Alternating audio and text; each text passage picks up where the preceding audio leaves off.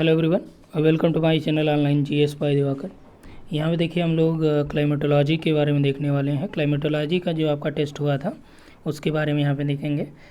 तो इसमें जो पहला प्रश्न दिया गया था कि जब किसी चक्रवात या किसी चक्रवात अक्ष पर क्या होता है, यानी जो चक्रवात अक्ष होता है या अक्ष या चक्षु जिसे कहते हैं, ठीक, या चक्रवात की आँख, तो उस पर क्या होता है, सामान्य निम्न ताप और दाब या अप्रसामान्य उच्च ताप और निम्न दाब या निर्मल आकाश और न्यूनतम ताप या घना मेघाच्छादन और निम्न दाब। तो जो चक्रवात अक्ष होता है या आँख होती है चक्रवात की, वहाँ पे टेम्परेचर हाई होता है और प्रेशर जो है लो होता है। इसीलिए आप जानते हैं कि जब टेम्परेचर ज़्यादा होगा प्रेशर लो होगा, तो यहाँ पे क्या होगा कि लो प्रेशर की वजह से बाहर से जो है हवाएं अंदर की ओर आना चाहेंगी। ठीक, जब अंदर की ओर आना चाहेंगी तो ये आपका चक्रवाती दशा उत्पन्न करता है। तो इसमें पहले का जो राइट आंसर आपका हो जाएगा बी हो जाएगा। दूसरा देखिए, शीतोष्ण कटिबंधीय चक्रवात निम्नलिखित में से किसके द्वारा अभिलक्षित होते हैं, यानी दिखते हैं। ठीक, अपसारी पवन से, वाताग्र से, शुष्क पवन से या उष्ण पवन से। तो शीतोष्ण जो चक्रवात होते हैं ये आपका वाताग्रों के द्वारा अभिलक्षित होते हैं। किसके द्वारा? वाताग्रों द्वारा अभिलक्षित होते हैं। ठीक, अगला है कि सुनामी किसके द्वारा नहीं होती। ये देखिए इसमें थोड़ा सा ये कन्फ्यूजन ये है कि दिया है कि सुनामी किसके द्वारा नहीं होती है। विकल्प में है भूकंप, बी है प्रभंजन, प्रभंजन को हरिकेन भी कहते हैं। ठीक, और समुद्र तली भूस्खलन, ज्वालामुखी उद्गार। तो यदि देखा जाए तो ये आपका चूँकि यूपीएससी में पूछा गया प्रश्न था, और यूपीएससी जो आंसर की जारी करती है जब आपका रिजल्ट आ जाता है फाइनल, उसके बाद जारी करती है। तो चूँकि यहाँ पे देखिए हरिकेन को नहीं बल्कि समुद्र तलीय भूस्खलन को माना गया था।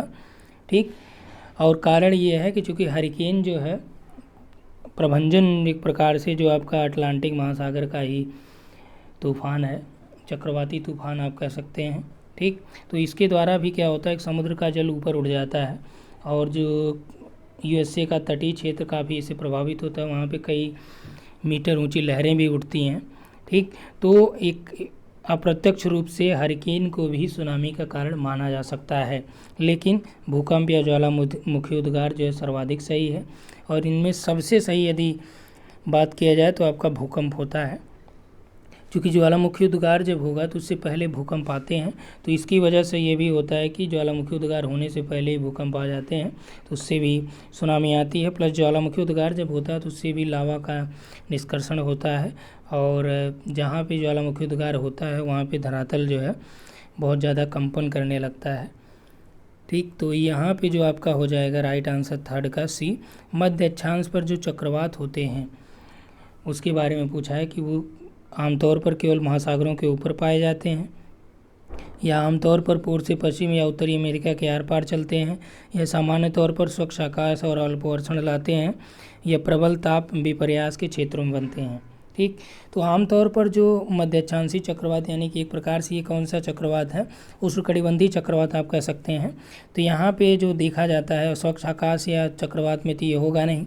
ठीक, जो दिया कि आमतौर पर केवल महासागरों के ऊपर पाए जाते हैं, तो महासागर और महाद्वीप दोनों के ऊपर इनका प्रभाव होता है।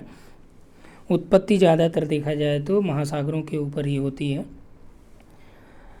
लेकिन प्रभाव जो है महाद्वीप महासागर दोनों पे पड़ता है। तो यहाँ पे जो आपका 4 का राइट आंसर हो जाएगा ये होगा प्रबल ताप विपर्यास के क्षेत्र में ये बनते हैं, यानी जहाँ पे टेम्परेचर ज़्यादा होता है मध्य अक्षांशों में, वहाँ पे ये उन क्षेत्रों में इनका जन्म होता है। ठीक, यानी कि एक प्रकार से ये उष्णकटिबंधीय चक्रवात के बारे में आपसे पूछा है। ठीक, अगला प्रश्न यहाँ पे देखिए 5 नंबर है कि निम्नलिखित जलवायु विषयक तथ्यों पर विचार कीजिए कि जलवायु परिवर्तन में किसका योगदान होता है। संघनन यानी कंडेंसेशन, उच्च ताप एवं आर्द्रता, पर्वत विज्ञान, या फिर ऊर्ध्वाधर हवा यानी वर्टिकल विंड, ऊर्ध्वाधर हवा, गर्जन, मेघ, इनमें से किस किस तथ्य के कारण जो है जलवायु परिवर्तन होते हैं। ठीक, तो संघनन, उच्च ताप एवं आर्द्रता, पर्वत विज्ञान, ऊर्ध्वाधर हवा। ठीक, तो यहाँ पे देखा जाए तो संघनन की वजह से भी जलवायु परिवर्तन होगा। जलवायु परिवर्तन का मतलब ये कि संघनन होगा, वर्षा होगी, नॉर्मल दिन है, ठीक, नॉर्मल दिन है, नॉर्मल दिन की वजह से क्या हुआ, मान लीजिए वाष्पीकरण हुआ, वाष्पीकरण के बाद संघनन हुआ, संघनन के बाद क्या हुआ, वर्षा हुई, तो क्या हुआ, जलवायु परिवर्तन हो गया, हुआ कि नहीं, क्योंकि गर्मी है, गर्मी के बाद ठंडी आ गई या वर्षा आ गई। उच्च ताप एवं आर्द्रता भी प्रभावित करता है। पर्वत विज्ञान मान लीजिए ये पर्वत हो गया, ठीक, यहाँ से बादल उठे, संघनन होके बादल उठे, मान लीजिए वाष्पीकृत होकर यहाँ पे बनते हुए इससे टकराए, संघनित हुए, यहाँ पे वर्षा कर दी, यहाँ वर्षा नहीं हुई, ठीक। तो पर्वत भी एक प्रकार से जलवायु परिवर्तन के लिए प्रभावी कारक है।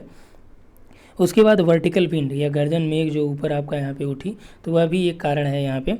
तो किस किस तथ्य के कारण ये होता है, तो 1, 2, 3 और 4, ठीक, 5 का डी हो गया।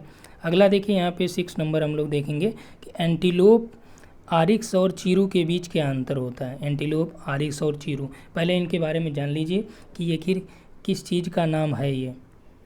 तो यहाँ पे देखिए जो आपका एंटीलोप होता है ये क्या है, तो एंटीलोप जो है ये एक प्रकार की मृग की तरह ही ये प्रजातियाँ पाई जाती हैं, और ये जो है देसी प्रजातियाँ होती हैं, ये बेसिकली अफ्रीका और यूरेशिया में ये देखने को मिलती हैं, ठीक। ये एक प्रकार का हिरण या मृग का ही सिस्टर ग्रुप्स होता है, यानी कि उन्हीं की तरह यहाँ पे एंटीलोप भी पाए जाते हैं, ठीक।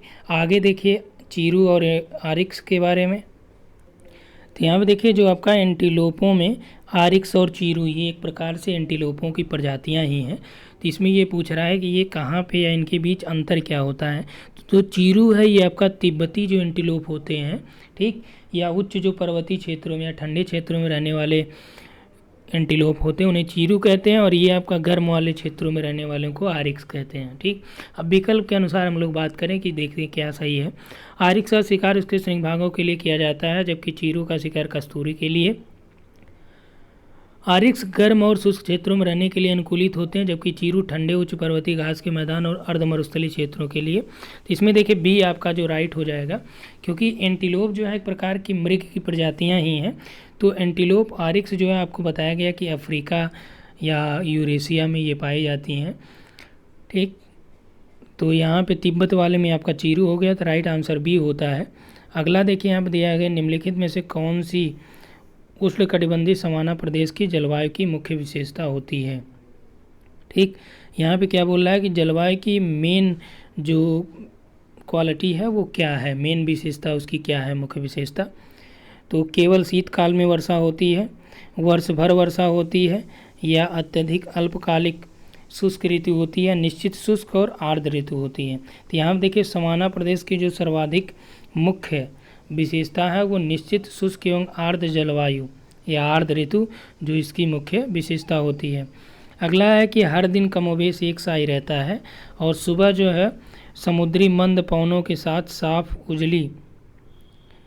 साफ उजाला होता है। जैसे जैसे सूर्य आकाश के ऊपर चढ़ता है गर्मी बढ़ती जाती है, घने बादल बनते हैं और फिर बादलों का गरज और बिजली की चमक साथ जो है वर्षा होती है, लेकिन वर्षा जो है शीघ्र ही समाप्त हो जाती है। तो ये किन क्षेत्रों के बारे में बात किया जा रहा है इसमें, तो ये आपका बात किया जा रहा है विषुवतरेखीय प्रदेशों के बारे में, ठीक। यहाँ पे प्रतिदिन वर्षा होती है, वर्षा थोड़े समय के लिए होती है लेकिन घनघोर वर्षा होती है। अगला देखिए नीचे दो वाक्य दिए गए जिसमें से एक को कथन और दूसरे को कारण कहा गया है। तो कथन और कारण पर आधारित ये प्रश्न है। दिया भूमध्य रेखा के निकट के क्षेत्रों में वर्ष भर वर्षा होती है, तो ये बात आपका सही है, ठीक, वर्ष भर वर्षा होती है। अगला एक भूमध्य रेखा के निकट अधिकांश जो अपराह्न में यानी दोपहर में उच्च ताप और उच्च आर्द्रता के कारण संवहनीय प्रकार की वर्षा होती है, तो ये भी आपका सही है, संवहनीय प्रकार की वर्षा होती है। अब देखिए यहाँ पे दोनों को कनेक्ट करिए, क्या ये दोनों एक दूसरे से कनेक्ट हो पा रहे हैं, ए और आर को कनेक्ट करिए, क्या ये दोनों एक दूसरे से कनेक्ट हो पा रहे हैं। देखिए दिया है कि भूमध्य रेखा के निकट अधिकांश वर्षा जो है दोपहर में होती है या दोपहर के बाद होती है, कि टेम्परेचर हाई रहता है, आर्द्रता भी ज़्यादा होती है, इसके कारण यहाँ पे संवहनीय वर्षा होती है। दूसरा जो भूमध्य रेखा के निकट क्षेत्र में वर्ष भर जो है वर्षा होती है, तो ये भी बात सही है, लेकिन ये एक दूसरे को सेटिस्फाई नहीं कर रहा है, क्या इसी कारण से यहाँ पे वर्ष भर वर्षा होती है। तो इस आधार पर हम लोग देखें जो विकल्प दिया गया है कि, लेकिन यहाँ पे देखिए एक और रीज़न ये मिल रहा है कि भूमध्य रेखा के निकट अधिकांश वर्षा दोपहर के बाद होती है। जब दोपहर के बाद होती है तो चूंकि और कोई रीजन तो यहाँ पे दिख नहीं रहा, क्योंकि वर्ष भर वर्षा जो आपका 0 डिग्री इक्वेटर पे हम लोग आए, तो 0 डिग्री इक्वेटर पे जो है यहाँ पे क्या होता है, हाई टेम्परेचर होता है, तो हाई ह्यूमिडिटी यहाँ पे होती है, उच्च आर्द्रता भी होती है। उच्च आर्द्रता की वजह से यहाँ पे क्या है कि संवहन धाराएं यहाँ पे चलने लगती हैं। संवहनी धाराएं चलने की वजह से क्या होता है, यहाँ पे वर्षा यहाँ पे उसकी स्थिति देखने को मिलती है। तो इस आधार पे ये भी कह सकते हैं कि क्योंकि भूमध्य रेखा पर जो वर्ष भर वर्षा होती है वह किसी अन्य कारण से नहीं होती, बल्कि किस कारण से होती है, उच्च ताप उच्च आर्द्रता के कारण जो है यहाँ पे संवहनी प्रकार की वर्षा होती है, और ये दोपहर में के बाद ही होती है। तो इस आधार पर हम लोग ये कह सकते हैं कि इसकी व्याख्या है। ठीक, क्योंकि भूमध्य रेखा पे और कोई विशेष रीजन इसके नहीं है, इसलिए ये है कि कारण जो है इसको सेटिस्फाई कर रहा है। ठीक, पहले चूँकि हम लोगों ने ये संवहनी वर्षा को फोकस नहीं किया, लेकिन संवहनी वर्षा ही यहाँ पे होती है, और वर्ष भर वर्षा का कारण भी हाई टेम्परेचर और हाई ह्यूमिडिटी ही है। तो इस आधार पे हम लोग यहाँ पे देखिए, ये भी आपका ए भी राइट है, आर भी राइट है, इसकी सही व्याख्या भी कर रहा है। तो विकल्प में देखते हैं ए और आर दोनों सही हैं, सही व्याख्या नहीं करता, ये गलत हो जाएगा। अगला देखिए, इसमें बी राइट हो जाएगा, 9 नंबर का बी। ठीक, आगे देखते हैं। यहाँ पे देखिए, यहाँ पे एक साथ दो प्रश्न देखते हुए चलेंगे।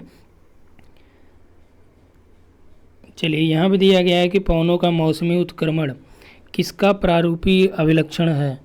10 नंबर में भूमध्य सागरीय जलवायु, भूमध्य रेखीय जलवायु, मौसम जलवायु, उपयुक्त सभी। तो इसमें देखिए मानसूनी जो जलवायु होती है, यहाँ पे मौसम में उत्क्रमण यानी बदलाव प्रॉपर देखा जाता है। अगला देखिए, यहाँ पे आपका जो 14 नंबर दिया है, साथ साथ इसको भी देखते चलते हैं। 14 में दे रखा है कि कथन और कारण। कथन दिया है कि भूमध्य रेखा के दोनों ओर 5 डिग्री से लेकर 8 डिग्री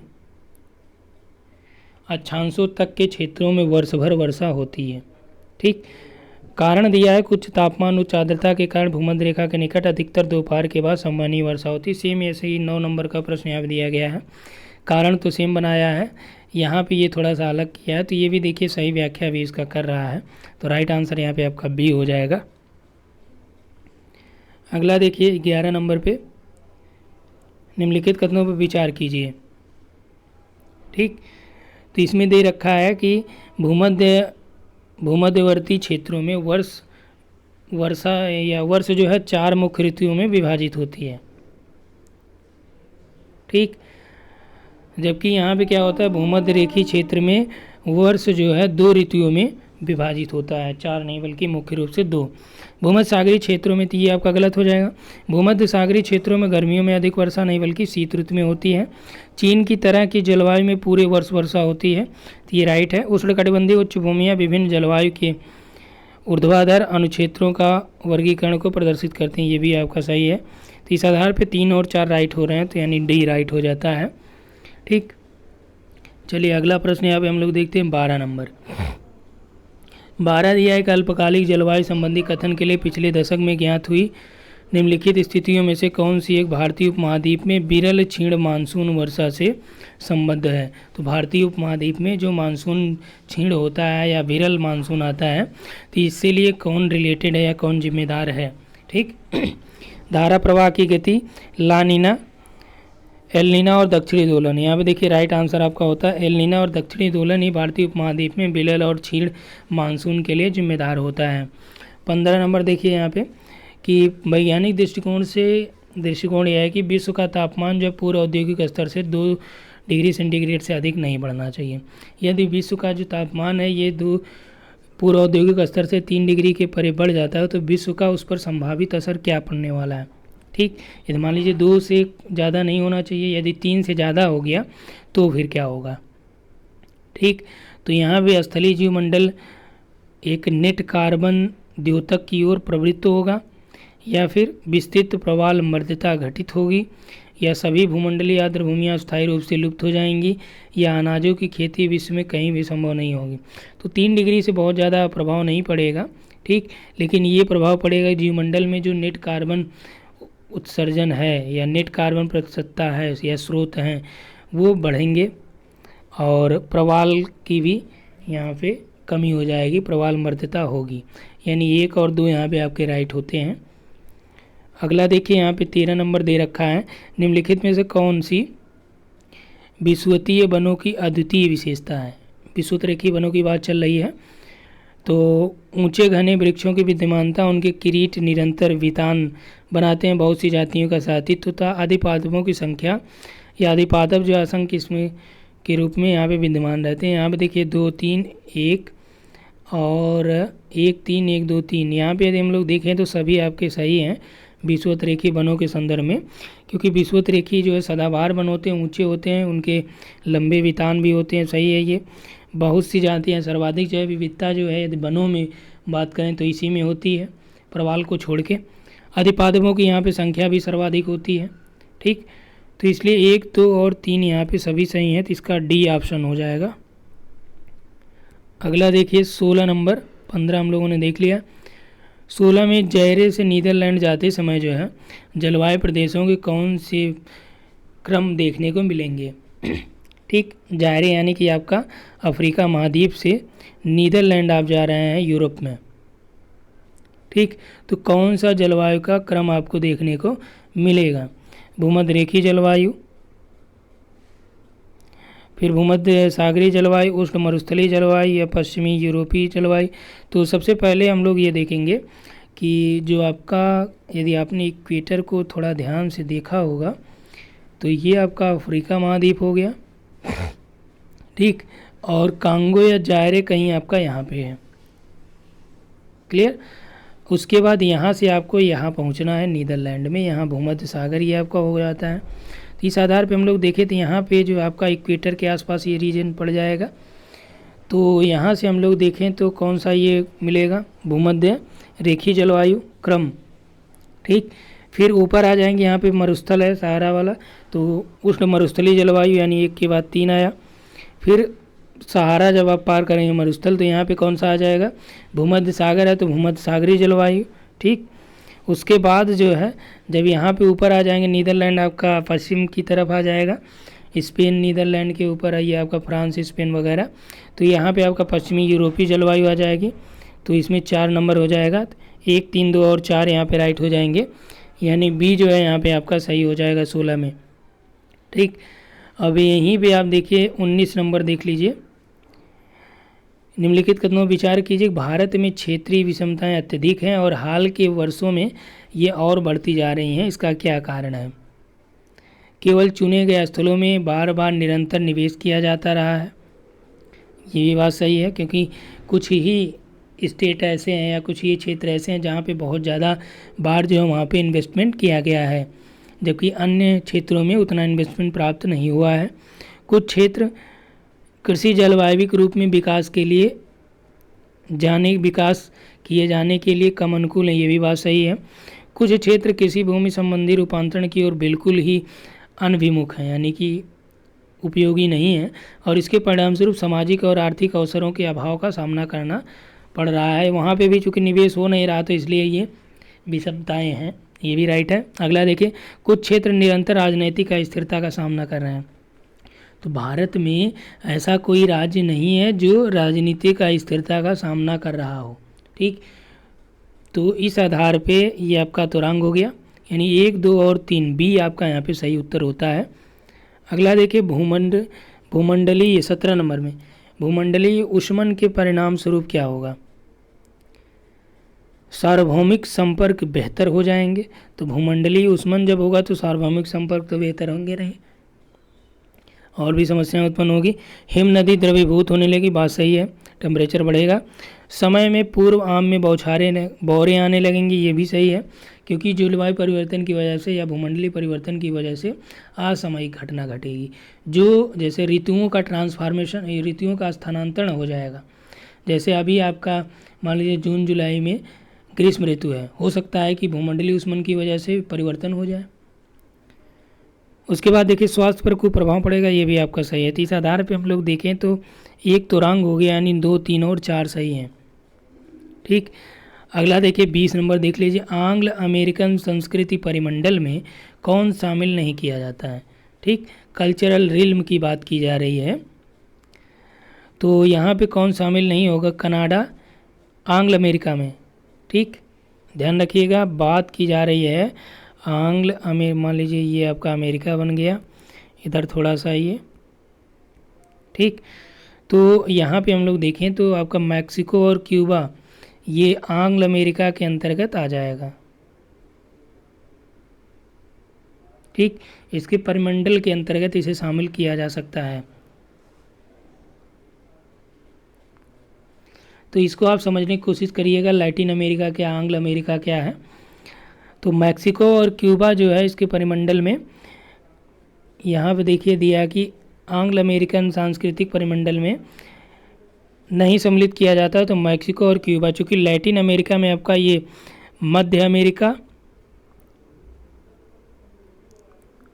और दक्षिण अमेरिका वाला लैटिन में आ जाता है। ठीक, आम अमेरिका में आपका कनाडा और उसके ऊपर वाले क्षेत्रों को शामिल किया जाता है, यानी यूएसए, कनाडा वगैरह को। तो इस आधार पे 20 नंबर में जो आपका सही उत्तर हो जाएगा, ये मैक्सिको और क्यूबा जो है लैटिन में आ जाते हैं, तो डी हो जाएगा। अगला देखिए 18 नंबर। 18 में दे रखा है कि 2 वाक्य दिए गए हैं, कथन दिया मैंग्रोव जो है कुछ समुद्र तटों के समीपवर्ती उष्णकटिबंधीय और उपोष्णकटिबंधीय क्षेत्रों के अति विशिष्ट वन पारिस्थितिक निकाय होते हैं। तो बात सही है ये आपका। कारण दे रहा है कि वे तटरेखा को क्या करते हैं? स्थिर रखते हैं और समुद्र द्वारा सीमा उल्लंघन के विरुद्ध प्राचीर का काम करते हैं। ये भी बात सही है। ठीक, मैंग्रोव क्या करते हैं कि उनकी जड़ें बहुत ज़्यादा विस्तृत होती हैं। जब जड़ें विस्तृत होती हैं और ये खारे पानी में भी आराम से उग जाते हैं, तो तटीय क्षेत्रों में आप देखते हैं कि प्रश्न ये भी आपसे पूछे गए हैं कि जब चूँकि सुनामी या चक्रवाती तूफान जो भी आते हैं, तो उससे तमिलनाडु या आंध्र प्रदेश के तट उतने ज़्यादा प्रभावी नहीं होते हैं, या आपकी बंगाल की खाड़ी वाले तट जो है उतने ज़्यादा उस पर प्रभाव नहीं पड़ता है। कारण क्या है? कारण यही है क्योंकि वहाँ पे मैंग्रोव होते हैं जो तटीय कटाव को रोकते हैं। ठीक, और तट रेखा को क्या करते हैं? ये स्थिर रखते हैं। तो इसलिए आपका यहाँ पे जो है ए और बी दोनों सही है, और ये सही स्पष्टीकरण भी दे रहा है। तो 18 का जो राइट आंसर आपका बी हो जाएगा। 21 में देखिए, 21 में दे रखा है कि उष्णकटिबंधीय मरुस्थलों के पश्चिमी तट अच्छे मत्स्यन के लिए या अच्छे मत्स्य ग्रहण क्षेत्र होते हैं। ठीक, उष्णकटिबंधीय मरुस्थलों के पश्चिमी तट अच्छे मत्स्य ग्रहण के क्षेत्र होते हैं। कारण दे रहा है कि उष्णकटिबंधीय मरुस्थलों के सहारे शीतल जल ऊपर प्रवाहित होता है। तो 21 में देखिए, यदि हम लोग उष्णकटिबंधीय मरुस्थलों की बात करें, जैसे आपका ले लिया जाए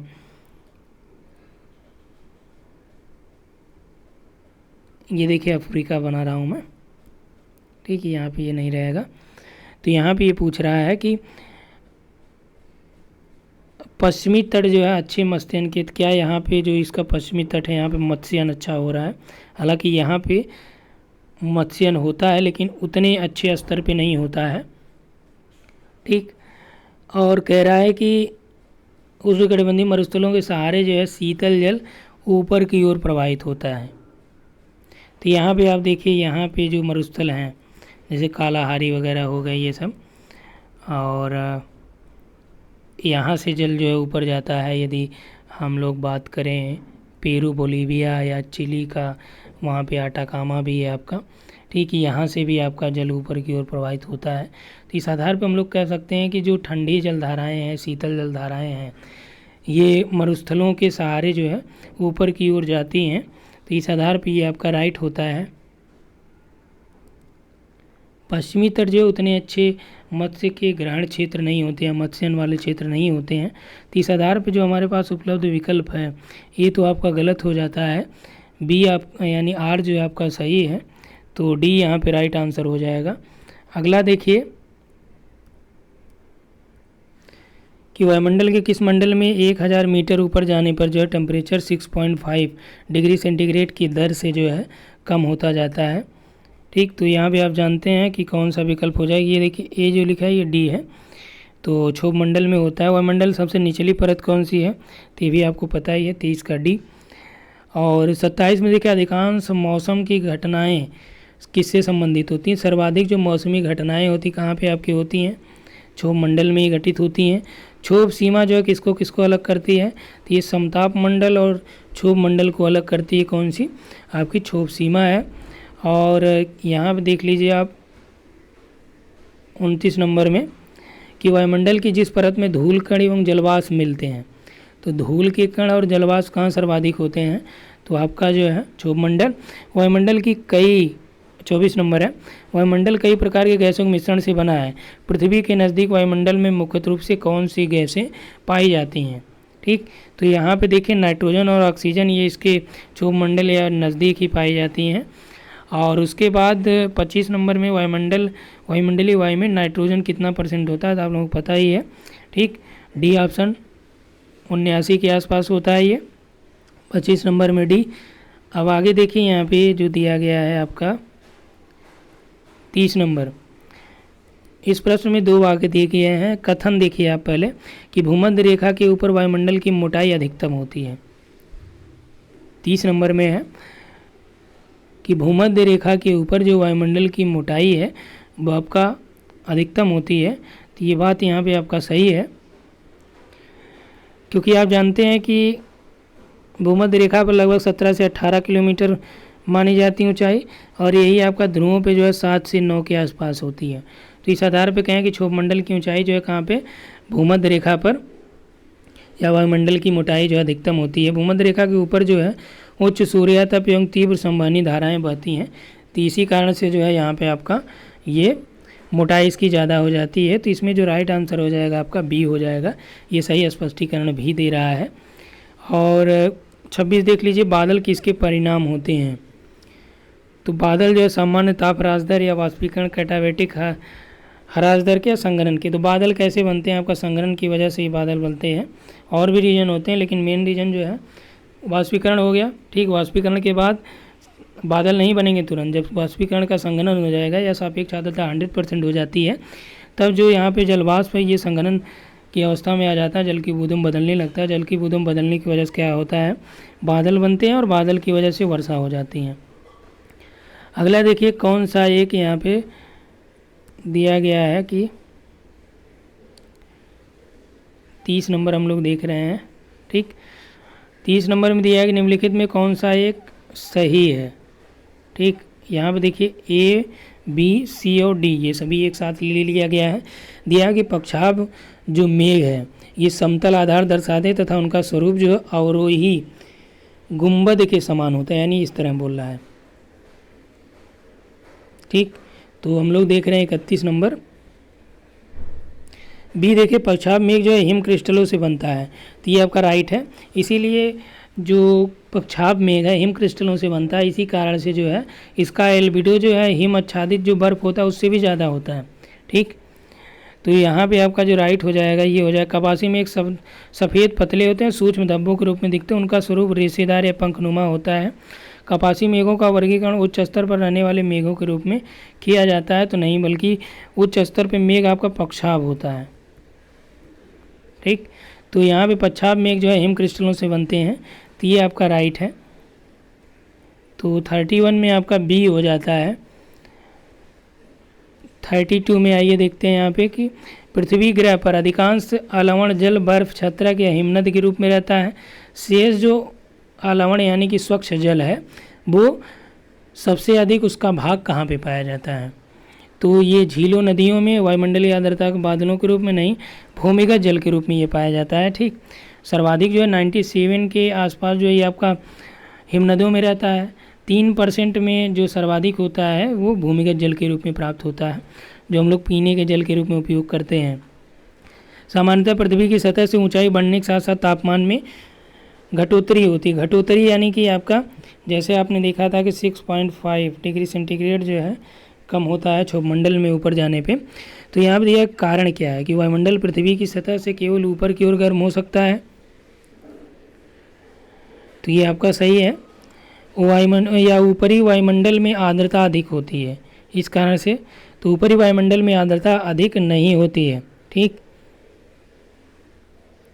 तो यहाँ पे जो दिया गया है ये तो रंग हो जाएगा। ऊपरी वायुमंडल में हवा जो है कम घनी होती है, तो ये भी बात सही है आपका, क्योंकि वहाँ पे हवाएं गर्म हो जाती हैं तो घनत्व जो हवाओं का ज़्यादा होता है ये आपका धरातल के पास होता है, लेकिन जैसे जैसे आप ऊपर जाएंगे तो हवा की सघनता में कमी पाई जाएगी। तो ये भी आपका सही है, ये भी सही है। 1 और 3 यानी सी ऑप्शन जो है राइट हो जाता है 33 में।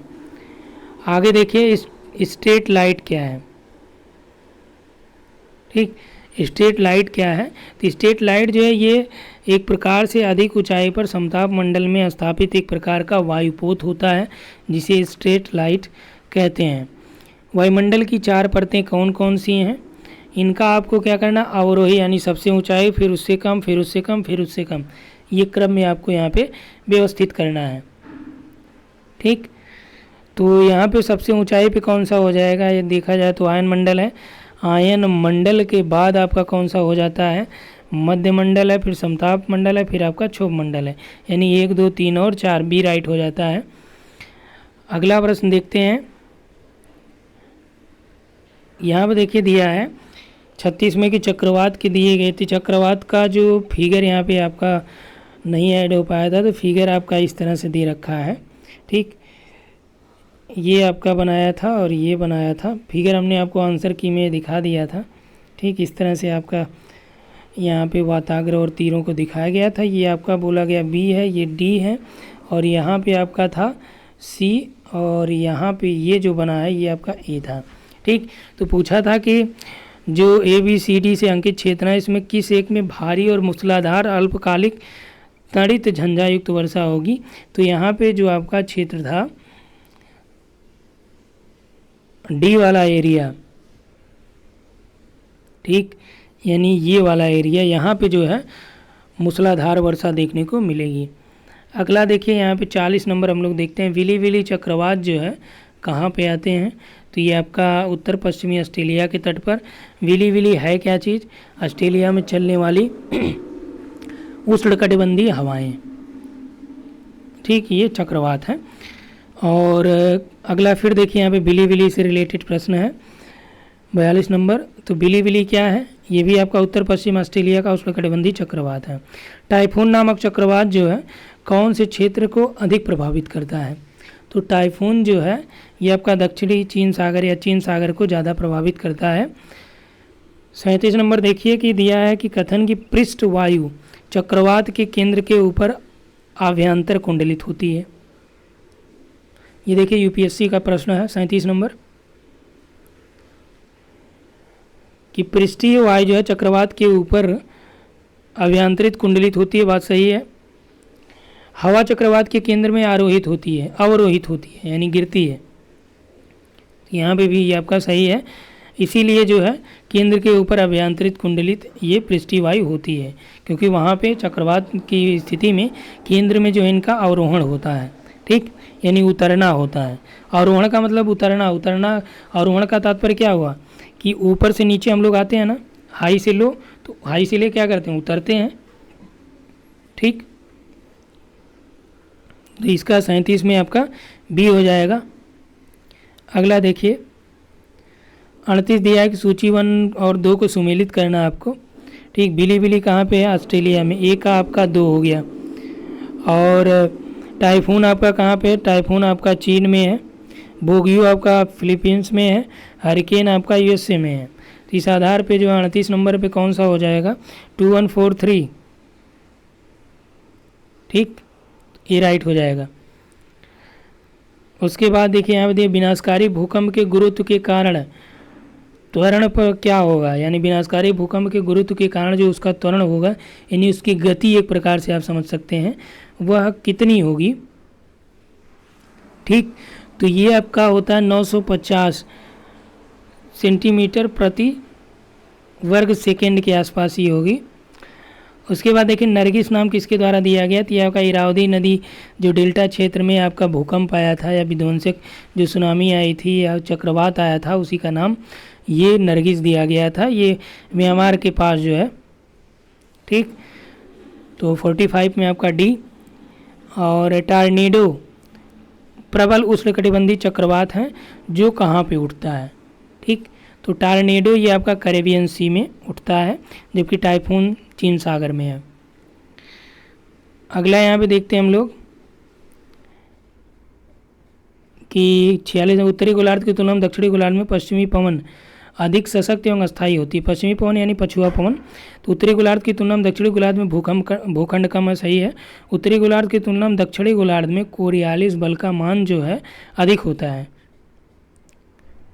ठीक, तो इसमें जो आपका उत्तरी गोलार्ध की तुलना में दक्षिणी गोलार्ध में कोरियालिस बल का मान ज़्यादा नहीं होता है, बल्कि यहाँ पे केवल भूखंड की कमी की वजह से जो है पश्चिमी पवन अधिक सशक्त और अस्थायी होती है। तो केवल यहाँ पे आपका एक राइट है। ठीक, 50 नंबर देखिए कि स्थानीय पवन और क्षेत्रों को मिलाना है। तो यहाँ पे आपका जो दिया गया है 50 नंबर में,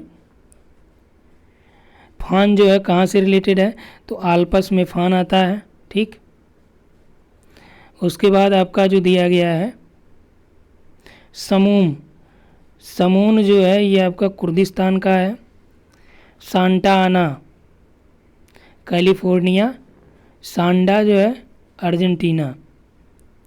तो इस तरह से आपका बन गया 4 2 3 1। ठीक, यानी ए ऑप्शन जो है 50 में राइट हो जाएगा। अगला देखिए यहाँ पे दिया 47 नंबर।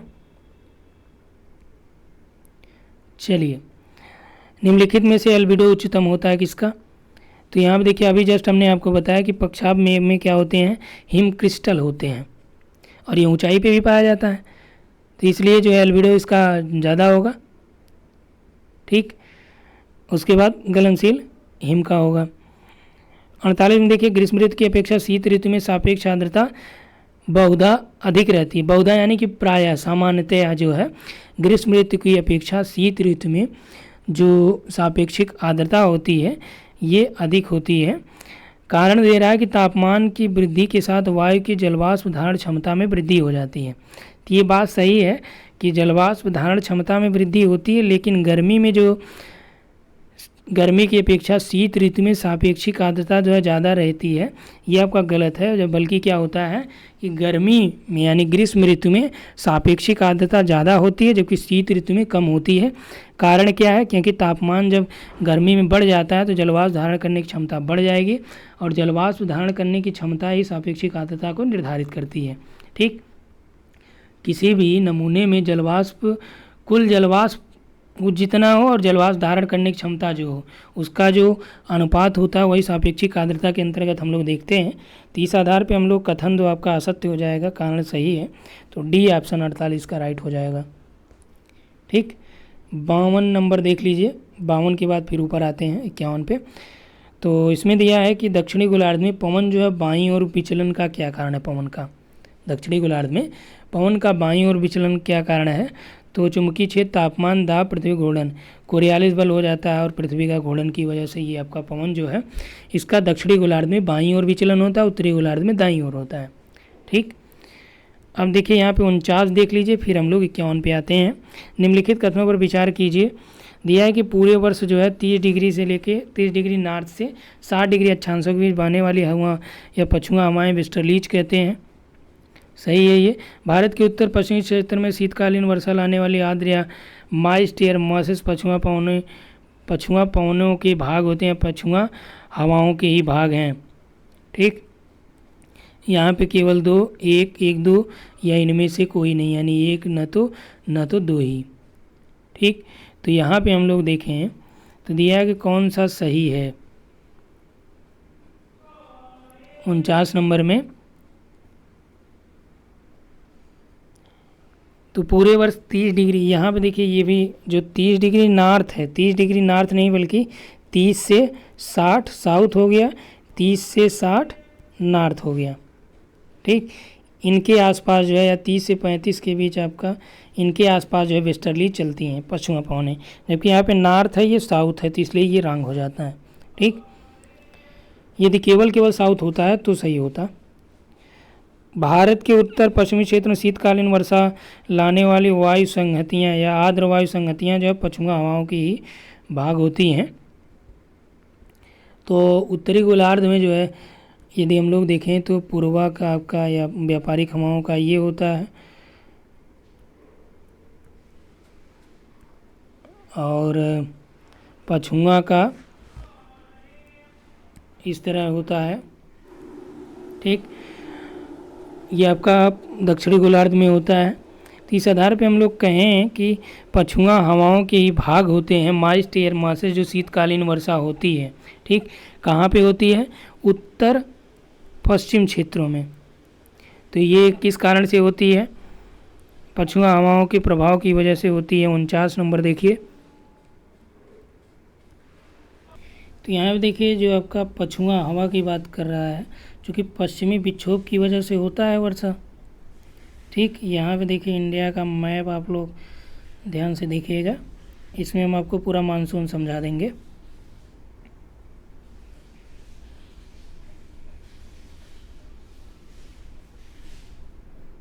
ठीक, तो यहाँ पे आपका एक तो इधर से दक्षिण पश्चिम वाला हो गया। ठीक, बंगाल की खाड़ी जो उठता है एक यहाँ पे चला आता है, दूसरा आपका इधर चला जाता है बाइफरकेशन से। ठीक, और ये यहाँ तक आते आते जो है पंजाब के आसपास जो है ये आपका दक्षिण पश्चिम और बंगाल की खाड़ी यानी अरब सागर वाला और बंगाल की खाड़ी वाला दोनों एक दूसरे से मिल जाते हैं। उसके बाद जो ये तो आपका हो गया ग्रीष्मकाल वाला। ठीक, उसके बाद लौटता हुआ जो मानसून है तिब्बत के पठार की वजह से यहाँ पे आपका यहाँ पे आके आंध्र प्रदेश और इधर तमिलनाडु में वर्षा करता है। चूँकि यहाँ से जब ये आता है तो इधर बंगाल की खाड़ी से नमी धारण कर लेता है, क्योंकि इधर आपका कोई नमी धारण करने का विकल्प तो इसके पास होता नहीं है। इस वजह से क्या करता है ये यहाँ पे आपका इधर बंगाल की खाड़ी से जो है कुछ नमी धारण करता है और आके जो है ये तमिलनाडु और आंध्र प्रदेश के आसपास चेन्नई में सर्वाधिक वर्षा प्राप्त करता है। ठीक, ये तो हो गया आपका लौटता हुआ मानसून, ये हो गया, ये आपका दक्षिण पश्चिम है। ठीक, उसके बाद अब हम लोग जो बात करते हैं ये आपका शीतकालीन वाला हो गया। ठीक, यहाँ पे भी क्या है, ये शीतकालीन वर्षा होती है, नवंबर दिसंबर के आसपास जो है लौटता हुआ मानसून आता है। उसके बाद यहीं उत्तर पश्चिम जो मानसून बोला जाता है, उत्तर पश्चिम, तो उसमें क्या होता है कि चूँकि इधर आपका यहाँ पे भूमध्य सागर है, भूमध्य सागर से चक्रवाती तूफान यहाँ से उठता है, पश्चिमी विक्षोभ आता है और ये विक्षोभ जो है यहाँ से आपका कुछ यहीं पे टकरा जाते हैं इस शहर के आसपास। ठीक, पाकिस्तान के ये आपका पीओके वाले पार्ट में कुछ जो है यहाँ से जो बचते हैं ये आपका खैबर दर्रा जो आपका इधर से होते हुए जो है इधर आपका प्रवेश करते हैं। ठीक, तो ये एक प्रकार से जो पश्चिमी विक्षोभ होते हैं ये पछुआ पवनों का ही ऊपरी परिसंचरण होता है। ठीक, होता क्या है कि ये लो प्रेशर यहाँ पे जनरेट कर देते हैं और लो प्रेशर की वजह से यहाँ पे आपका ये स्थिति देखने को मिलती है।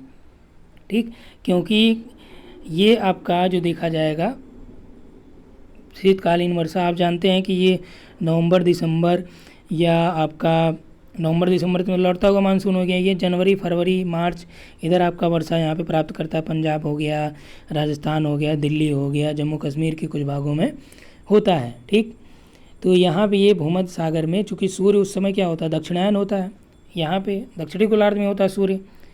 ठीक, जनवरी फरवरी में सूर्य कहाँ होता है, दक्षिणी गोलार्ध में होता है। तो दक्षिणी गोलार्ध की वजह से यहाँ पे क्या होता है, यहाँ पे आपका लो प्रेशर होता है दक्षिणी गोलार्ध में और इधर आपका हाई प्रेशर होता है। तो इसकी अपेक्षा यहाँ पे जो आपका भूमध्य सागर वाला क्षेत्र इंडिया वाले पार्ट से या इधर से और ज़्यादा ठंडा होगा। तो जब ज़्यादा ठंडा होगा तो यहाँ पे प्रेशर ज़्यादा रहेगा, इधर आपका इसकी अपेक्षा ये कम ठंडा होता है। ठीक, तो इधर का जो प्रेशर है ये कम रहेगा तो हवाएं यहाँ से यहाँ इधर ही आएंगी। ठीक, तो इसीलिए यहाँ पे हवाएं इधर प्रवेश करती हैं और यहाँ पे आते आते ये आपका इनका संघनन हो जाता है और संघनन की वजह से यहाँ पे ये वर्षा पर्याप्त रूप से करती हैं। ठीक, तो ये उत्तर पश्चिमी हो गया। तो उत्तर पश्चिमी किस वजह से होता है, तो पछुआ पवन प्रवाह की वजह से भी होता है। तो इस आधार पे आपका 49 का 2 नंबर जो है यहाँ पे सही है। ठीक, तो इसलिए ये पूरा आपको बताया कि ताकि इससे आपका ये क्लियर हो जाए।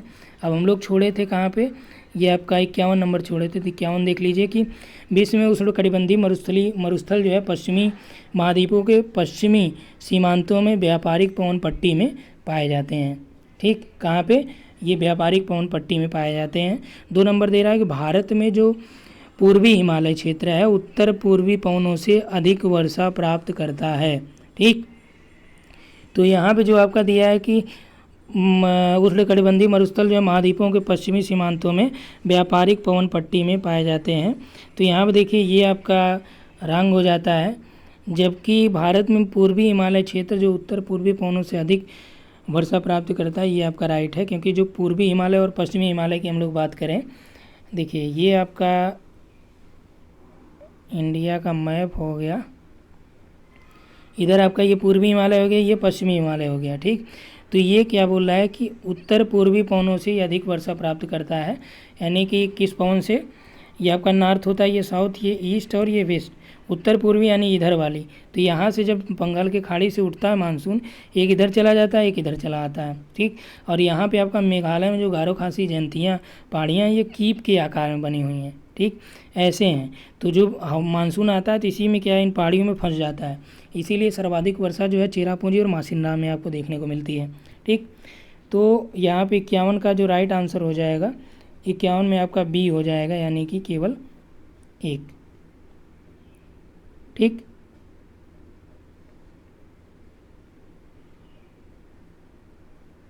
और यहाँ पे देखिए उष्णकटिबंधीय मरुस्थलों के महाद्वीपीय के पश्चिमी सीमांतों की बात करें तो क्लाइमेटोलॉजी में जो व्यापारिक पवनें जब आप पढ़ रहे थे वहाँ पे आप लोगों ने देखा होगा। लेकिन देखिए अब यहाँ पे क्या बोल रहा है कि उत्तर पूर्वी पवनों में अधिक वर्षा प्राप्त होती है। भारत में जो पूर्वी हिमालय क्षेत्र है, बल्कि यहाँ पे क्या होता है, ये नॉर्थ होता है, ये साउथ है, ये आपका ईस्ट है, ये वेस्ट है। इधर आपका बंगाल की खाड़ी वाला उठता है। तो चूँकि यहाँ पे आपका इक्वेटर की वजह से क्या होता है, पहले तो ये आपका इधर व्यापारिक पवनें होती हैं, ठीक, इनका इस तरह से होता है, जैसे ही यहाँ पे ये इक्वेटर के पार करती हैं तो ये इनका दिशा क्या हो जाता है, दक्षिण पश्चिम हो जाता है, ठीक। तो ये उत्तर पूर्वी पवन नहीं बल्कि क्या हो जाएगा, दक्षिण पश्चिम हो जाएगा,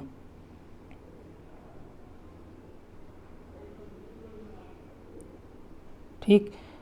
यहाँ पे थोड़ा सा ये कन्फ्यूजन हुआ था कि देखिए जो आपका जिधर से हवाएं आती हैं उधर ही की दिशा को यहाँ पे दिखाया जाता है। उत्तर पूर्वी का मतलब ये वाला हो गया, दक्षिण पश्चिम का मतलब ये वाला हो गया।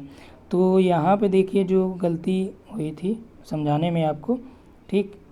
तो यहाँ पे मान लीजिए, चलिए इंडिया का मैप यहाँ पे मैं बना दे रहा हूँ, उसके बाद यहाँ से और ज़्यादा क्लियर होगा।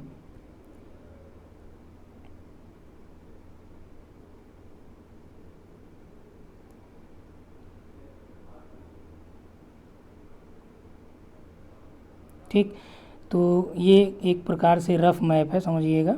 यहाँ पे मान लीजिए आपका बंगाल की खाड़ी हो जाती है, तो आप मैकेनिज्म पढ़े ही होंगे इंडियन मानसून का, अलग अलग उदाहरण है, जेट स्ट्रीम हो गया, कोटेश्वरम का है, सारी चीज़ें।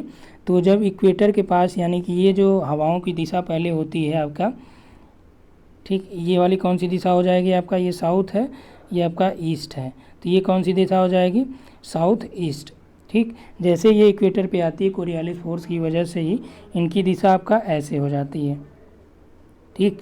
ये कौन सी दिशा प्रदर्शित करेगा, ये दक्षिण पश्चिम, साउथ वेस्ट, क्योंकि ये इधर से आ रही हैं, ठीक।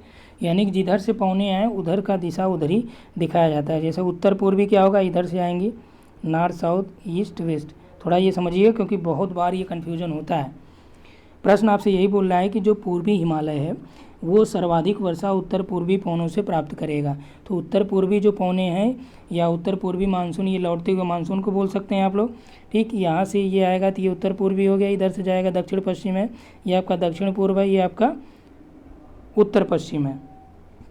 उत्तर पश्चिम है तभी तो ये इधर से जब हवाएं आती हैं हम लोग कहते हैं पछुआ चल रहा है या लू चल रहा है, ठीक। तो यहाँ पे जब बंगाल की खाड़ी से ये उठता है तो एक तो इधर आपका उत्तर के विशाल मैदान की तरफ जाता है, दूसरा आपका यहाँ पे पूर्वोत्तर की ओर आता है। तो जब ये दिशा हम लोग इसको डिफाइन करेंगे तो ये क्या हो जाएगा आपका, ये दक्षिण पश्चिम दिखाएगा। जबकि यहाँ पे आपका प्रश्न में पूछा है उत्तर पूर्वी, यहाँ पे देखिए 51 नंबर जो प्रश्न आपसे पूछा है ये उत्तर पूर्वी पूछा है, तो ये आपका रंग हो जाएगा। और उष्णकटिबंधीय मरुस्थल जो है महाद्वीपों के पश्चिमी सीमांतों में पाए जाने का कारण यही है, व्यापारिक पवनें, ठीक। व्यापारिक पवनें जब तक यहाँ तक पहुँचती हैं तब तक उनमें जो आर्द्रता होती है वो क्या होती है, ख़त्म हो जाती है, ठीक। पूर्वी भागों में तो वर्षा कर पाती हैं लेकिन पश्चिमी भागों तक पहुँचते पहुँचते ये आपका वहाँ पे उनकी आर्द्रता ख़त्म हो जाती है और वर्षा वहाँ पे वो नहीं कर पाती हैं, इसलिए जो है ये पश्चिमी भाग जो है मरुस्थल के रूप में देखे जाते हैं। ठीक, ये व्यापारिक पवनों के एक क्षेत्र में, जबकि पछुआ में आप जाएंगे तो पछुआ में इसका उल्टा हो जाता है। क्लियर? तो ये 2 नंबर रंग है, ये आपका सही है, तो इसलिए केवल बी राइट हो जाता है। ठीक, तो यहाँ तक क्लियर हुआ।